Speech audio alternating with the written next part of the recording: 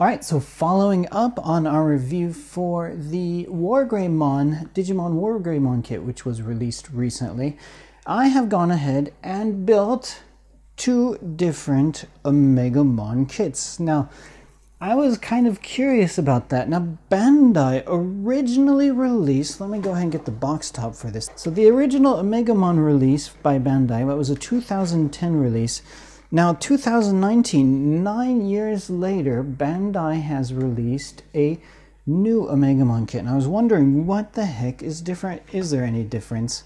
So I went ahead and I've built both that version plus our new 2019 revision here. And this is, they call it now the Omegamon Amplified version. So one thing that kind of confused me about this new release is that all of the runners for the kit had the date on the back of them was stamped as 2019. So that made me initially think, at that time having never built the original 2010 release, that wow, Bandai just 9 years after the original Omegamon kit has gone ahead and retooled a brand new kit just 9 years later. At least that's what I had initially suspected, but as it turns out, the new 2019 version of the Omegamon uses a lot of the same parts as the original 2010 release. So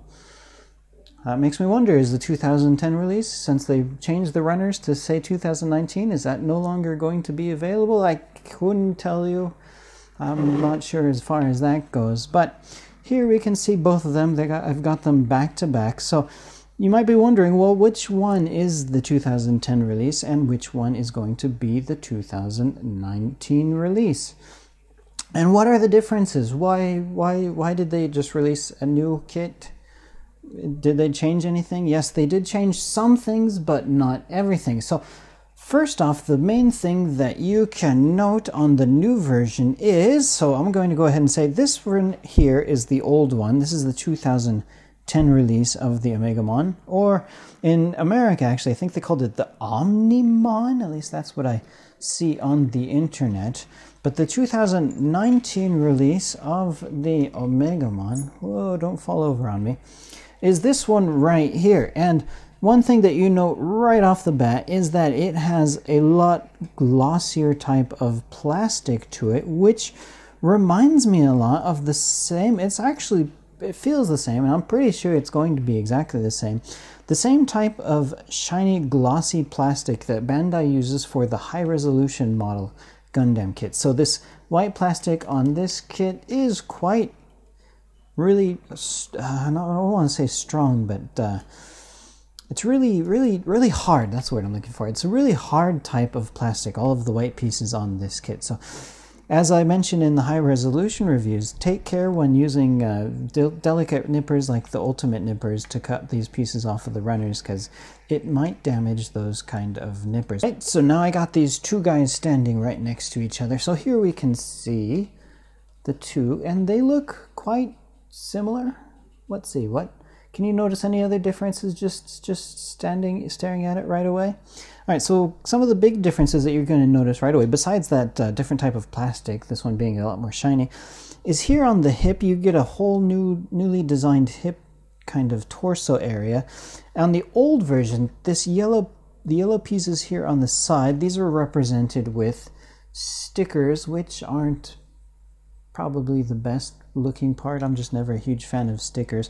But on the new version here, we have these pieces are actually molded in yellow. So you do not have to worry about those side pieces, the stickers on the side pieces any longer. And the biggest change that I love the most, which I was just mentioning a second ago, that is going to be the chest. So the chest on the new one compared to the old one, the new one, even though this is two different colored plastics, you get the blue pieces as well as the white pieces, and they sandwich together. Bandai kind of has been doing this a bit more recently. They're getting pretty crafty with sandwiching two different colored plastics together. So Bandai wasn't so great about that in the old days. So that is why on the old kit, all of these blue pieces here on the chest These are all just stickers, although it doesn't look necessarily too bad. I just feel that the brand new version with those pieces represented in the plastic looks a lot better than this stickered version here. Now, other changes we are going to have is a brand new, entirely new head. So the head on the new one, this guy, I think it looks quite nice. The old one is not terribly too bad, but you can see especially that sharp pointy spike on the top of his head, whereas the old one, it's like a HG kit.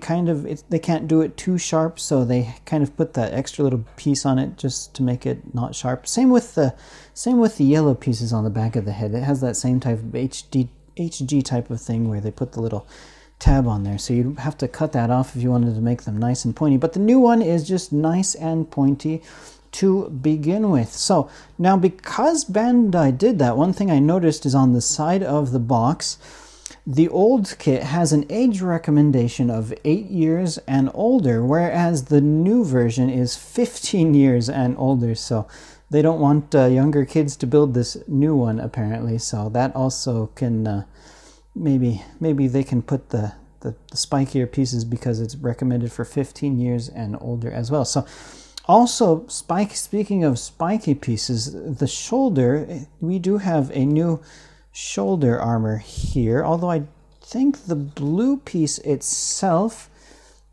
is identical to the old one, but the spikes, you get much taller and spikier spikes to go on the shoulder pieces there for the new one. So that is something else to consider. Yeah, just that headpiece on the new one, I think, just looks a lot nicer than the one on the old one. So that is quite cool. But other than those pieces, there is one other new piece that was changed as well. On this arm here, we have, and this is where he's going to hold the gray sword. On this, the old version, the horns for this arm, on the back side, they are just hollow. So it doesn't look that great. But on the brand new version, we get new horns for this guy. Stand for me. There we go. So now we can see on the new version, this is actually two pieces and you sandwich it together, so the second piece covers up the empty spaces. Completely new designed horns, which look a lot nicer in my opinion. But other than those pieces I have mentioned just now, I do believe every single other part on the kit is exactly identical to the original 2010 release. And this is also going to include let me grab them out of the box, what they call the Gerudo cannon. So the Gerudo cannon is going to be identical, exactly the same piece, as well as the gray sword. So the gray sword, now this is nice and silver, although that is not plastic. You get these two giant long stickers which you're going to have to lay over the white plastic which is underneath. So the swords are the same, the cannons are the same, the feet are the same as well. You can see the underside of the feet for these two guys. The wings on the back are the same. So everything else except for those pieces I've mentioned, I believe, are going to be exactly the same. Now the feet, let's take a look at what kind of articulation we do get with this kit, and I'll just go ahead and use the newer guy. So the claws at the bottom of the feet, the claws have articulation. There is no other articulation on the foot itself. Now the foot is attached to the leg via a simple ball joint. The leg, it's a rather skinny leg, and usually when you get skinny type of legs, that kind of means that they're going to have some nice movement to them. This one has a double jointed knee, as well as a standard, if you build a lot of the HG Gundam kits, it's a kind of standard type of leg connector that you see, or hip to leg connector that you see on those kits, kind of a ball in there with the ability to swivel the leg as well as rotate it up and down. Now the chest does have a joint on the inside of it, so you are able to flex it that way, as well as be able to swivel it back and forth. Now the head is on a similar, same type of connector we see in a lot of other HG Gundam kits. As you can see, the shoulder connector is a rather simple ordeal, although you do have a bit of forward movement there for that shoulder, as well as the ability to move this out. Although this one kind of, this kit did really kind of remind me of older Gundam kits, where they do this type of thing where you have this solid peg type of connector that just plugs into the shoulder. This kit did, when I was building this kit, it did kind of remind me of building some older Gundam kits. I'll just leave those wings off for now. So, and the arm itself, although because he's got those giant kind of animal type of things on his arms, you aren't really able to really get a lot of forward movement as far as the arm goes. Now he has no hands, so the animals are going to be his hands. That's all you're going to get for the hands, although they are kind of cool. You do have sticker there for the eyes. There are some stickers that you still have to put onto this new 2019 release, like here in the chest.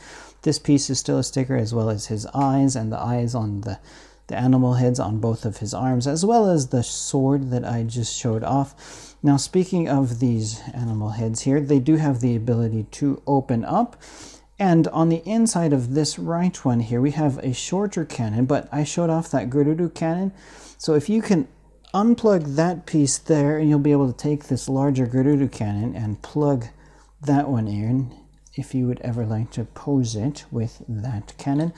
Now for the other side here, we have the ability to open this one up, and you will just see there is a connection, a slot open. There's no kind of mini type of plug that's already plugged in, because on this arm we are going to plug in the gray sword. So the gray sword is going to plug into this side.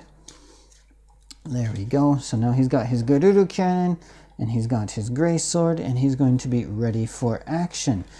Now, also both of these kits, although the color for these are definitely different. You get a more yellow type plastic on the new version, where it's more orange on the older version, although the two blues, I do believe those are the same. But we have the Brave Shield. So the Brave Shield is going to be the same on both of these kits. We have a nice clear red piece, which is going to go over the yellow piece, which with two foil stickers on the inside of the shield there to give you that nice shiny effect. So for the wings on this kit, they do have a joint to them, so you can open up the wings and be able to give them a nice pose with those wings open. Okay, so gosh, I think that is nearly just about all that I wanted to mention with these two kits. So let's bring the Wargreymon in. So the Wargreymon, I built this guy first just because he looks like a beast, which he really is. So the Wargreymon kit, this one was really awesome, I gotta say. He looks really, it was a really well done kit. Bandai knocked it out of the park with this Wargreymon kit. So definitely, although I think he's not currently in stock at the moment, but if you're ever interested, I think we're still accepting orders, so eventually we'll get more at some point. But if you like the Omegamon, you still would want to pick up this guy as well. At least maybe, to be honest, if I was going to choose, I'd much rather pick up that newer version than the older version, but if you are a die-hard collector, you probably want to get both. Anyway, this guy, the older version is definitely a bit more rare, and Bandai doesn't seem to produce them as often. So yeah, there we go. Alright, so between the two kits, I definitely love the Wargreymon more, just I think because this guy is a completely new kit, whereas the Omegamon, or Omnimon if you're from America, he's based on an older kit, but it still looks quite decent, I have to say, especially with that nice glossy shiny plastic to it. So if you're a fan of Digimon series and you like building models, definitely pick these two guys up. Thank you all for watching, and we'll see you in the next review.